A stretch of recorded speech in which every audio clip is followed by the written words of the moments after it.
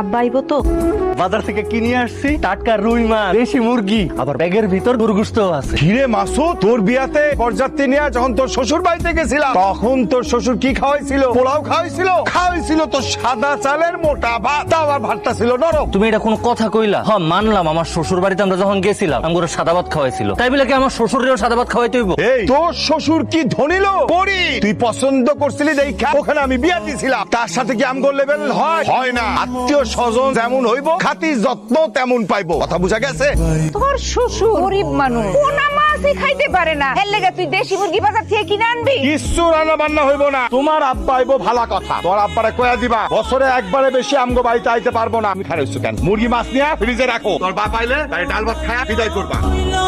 কিরে মা, তোর বাড়িতে আইলাম, তুই খুশি হবি না?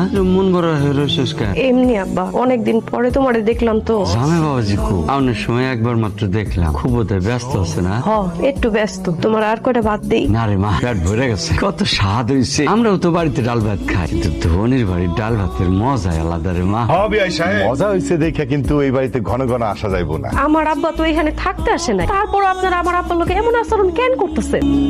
শ্বশুর আব্বা কি চলে গেছে? চলে যাইবো না? একটুখানি সময় থেকেই তো সে অনেক বড় অপরাধ করে ফেলাইছে। মানুষটার একটু বুঝাইতে আর একটু থাকতে কইতা। কেন থাকতো? আর অপমান হইতে? আম্মা কিছে মা, কিছে জামাই কো? তোমাকে জামাই আসেন নাই, হ্যাঁ আমাদের বাড়ি থেকে বাইর করে দিছে। কি বাড়ি থেকে বাইর করে দিছে? তোমাকে জামাই ব্যবসায় লস খাইছে, এখন এর 5 লাখ টাকা দরকার। কালকে রাতে মদ খাইছে, আমার অনেক মারছে। আমি যদি টাকা দিতে না পারি তাহলে আমার ছাইরা দিব।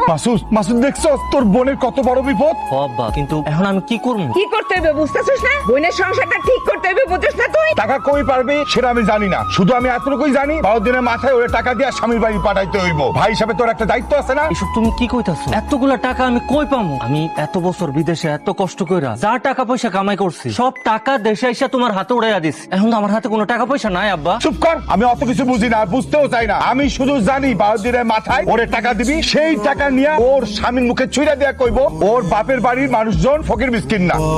বৌমা, আমার বাপের জানি কতটুকু সম্পত্তি আছে? কেন আম্মা? না ভাবি তো বড় বেয়াদব, আম্মা যেটা জিজ্ঞেস করছে সেটার উত্তর দাও। 1 বিঘার মতো। তুমি তো জানো আমার একটা মাত্র মাইয়া, মাত্র 5 লাখ টাকার জন্য জামাই ওরে বাপের বাড়িতে দিয়ে গেছে। তো তুমি ওর ভাবি, তোমার একটা দায়িত্ব আছে না? কি দায়িত্ব আম্মা? আমার মেয়ের জামাই আমার মেয়ের কাছে যৌতুক দাবি করছে। এখন আমরা যদি তোমার বাপের কাছে যৌতুক দাবি করি তাহলে কেমন হয়? কি কোন আম্মা, আপনারা যৌতুক দাবি করবেন কেন? বিয়ার সময় তো কইছেন আপনাকে কোনো দাবি নাই। তখন দরকার ছিল না দেখা তখন চায় নাই, এখন দরকার পড়ছে তাই এখন দেওয়ান লাগবো। আম্মা আমার তো বাচ্চা হয় না আম্মা, আর এটা তো 10 গ্রামের মানুষ যায় না গেছে। যদি আমার জামাই আমার ছাইরা দেয় তাহলে আমার কি হইব? আমার তো অন্য কোথাও বিয়া হইব না আম্মা। কান্দিস না তো।